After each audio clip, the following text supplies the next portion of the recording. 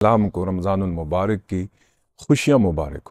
اللہ تعالیٰ اس مہینے کو ہماری بخشش، مغفرت اور نیکیوں کے حصول کے لیے ذریعہ نجات بنائے، ہمیں مغفرت عطا فرمائے، ہمارے گناہوں کو معاف فرمائے اور ذریعہ بنائے کہ ہم اپنی آخرت کے لیے اچھے طریقے سے انویسٹمنٹ کر سکیں اور آخرت کے لیے سامان اپنا حاصل کر سکیں اس رمضان شریف کے ذریعے سے۔ قرآن مجید میں اللہ نے ارشاد فرمایا، یا ایھا الذین آمنوا کتب علیکم الصیام کما کتب علی الذین من قبلکم لعلکم تتقون۔ اہل ایمان، تم پر روزوں کو فرض کیا گیا، تم سے پہلے لوگوں پر بھی روزے فرض کیے گئے تھے تاکہ تم تقوی اختیار کرو، پرہیزگاری اختیار کرو۔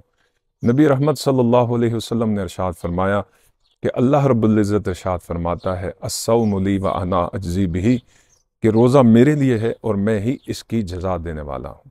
حضور علیہ الصلوۃ والسلام نے ارشاد فرمایا، من صام رمضانا ایمانا واحتسابا غفر لہ ما تقدم من ذنبہ، کہ اللہ رب العزت کے پیارے محبوب نے فرمایا، جس نے ایمان و احتساب کی نیت سے رمضان شریف کے روزوں کو رکھا، اللہ تعالیٰ اس کے اگلے پچھلے تمام گناہوں کو معاف کر دیتا ہے۔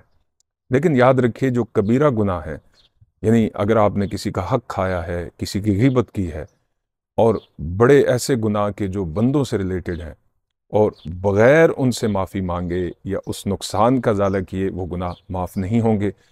وہ گناہ جب آپ ان سے معافی مانگیں گے، اس کا ازالہ کریں گے، پھر اس کے بعد جب آپ توبہ کریں گے تو تب معاف ہوں گے۔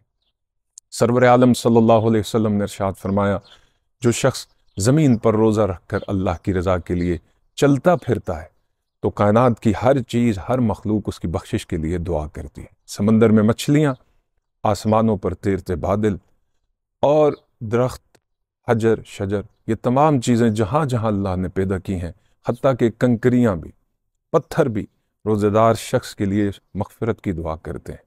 سرور عالم صلی اللہ علیہ وسلم نے ارشاد فرمایا کہ جو شخص تمام دن اللہ کی رضا کے لیے روزہ رکھتا ہے، جب وہ اپنے دسترخوان پر بیٹھتا ہے افطار کے لیے، تو اس منظر کو بنفس نفیس اللہ اپنے فرشتوں کے ساتھ ملاحظہ فرما رہا ہوتا ہے۔